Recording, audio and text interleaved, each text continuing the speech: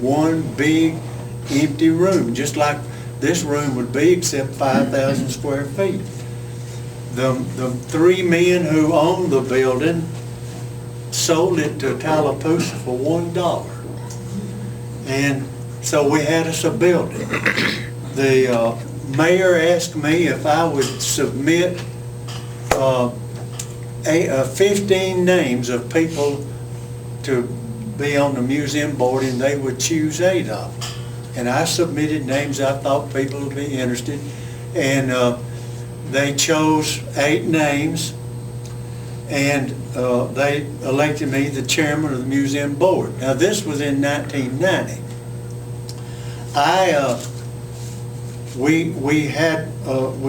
The 8 board members got together in November of 1989, and we got together, and we decided that we would try to open the museum just as quick as we could. That was my word. Let's just as quick as we can. Members of our museum is always the mayor of Tallapoosa, and that's the smartest thing we did. And so whoever is the mayor, when they come on, they're automatically on our museum board. Well, the mayor at that time was Bagwell. We had this big empty laundry building. We didn't have anything, no money. He said the city of Tallapoosa will loan the museum board $30,000. Well, they did. And it so happened, and here's where our luck comes in. The mayor, Mr. Bagwell, is a contractor. And so he did all the contracting work, didn't charge a thing, except, the city did that $30,000 paid for the lumber. Before we started on that, we said, what if we get all this stuff in our museum, what are we going to do with it? So Jackie and I had been to a historical museum in Pike County, Alabama. Some of you may have been there. And it's a huge place. I mean, it's acres and acres of buildings. And we went to Pike County, Alabama, the museum board. And I never will forget that trip, because sometimes I have leg cramps. And I had forgot to take my leg cramp medicine all the way to Pike County. About every 50 miles, he had to stop out and let me straighten my leg. But anyway, we got down there, and the elderly fellow that owned the museum, what they did, they had a series of stores, and maybe the stores were like 15 feet wide and maybe 20 feet deep. And one of the stores was downtown, what's the name of that? Troy, Alabama. And then another store was the barber shop. Another store that used to be. And they had, period artifacts in those stores. And I said, that's the way we need to go. So we came back to town on this old fella. Now here's where our luck comes in. This old fella took a shine to me somewhere or the other. And he said, I'll tell you what I'll do. I'll donate you 15 glass cases.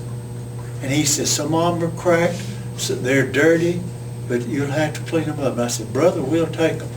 We sent an 18-wheeler down to the Pike County, and he gave us 15 glass cases.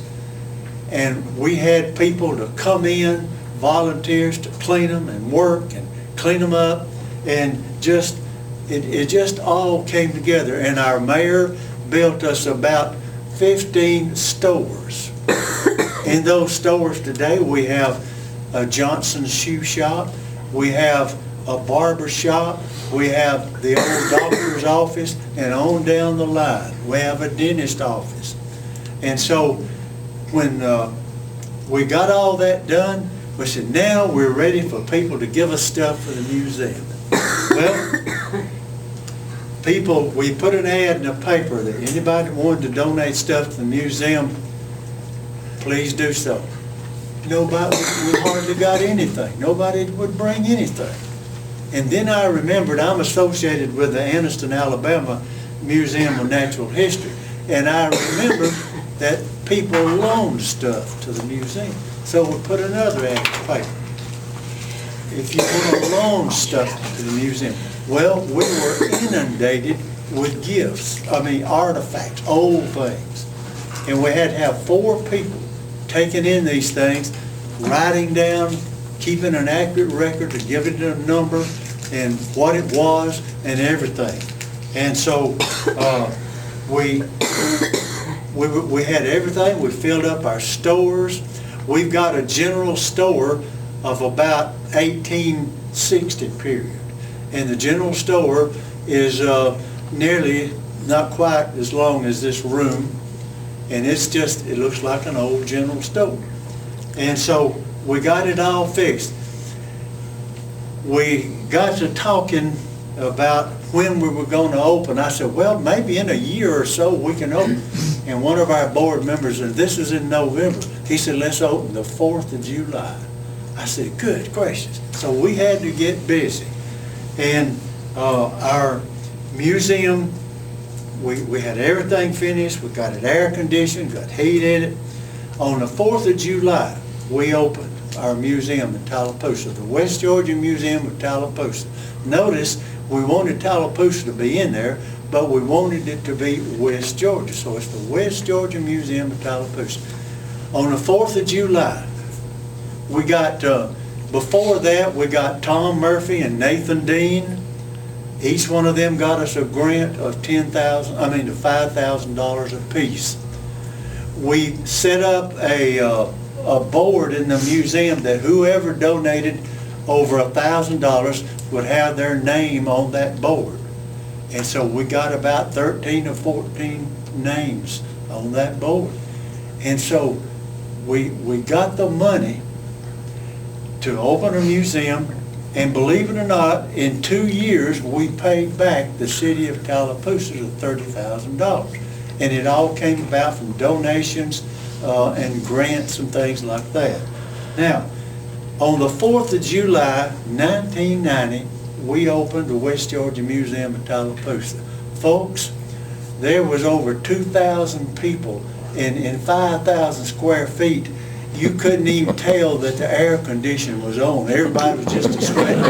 And but it was a wonderful thing, and it showed how people are interested in preserving the past. And so our museum got off to a big start.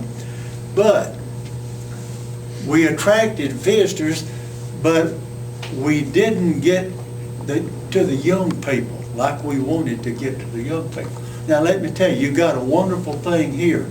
And you and myself, we're interested in these old pictures, but y'all know old Cedartown better than I do. And we like it. But let me tell you something. The young people could care less about those pictures. They want something else.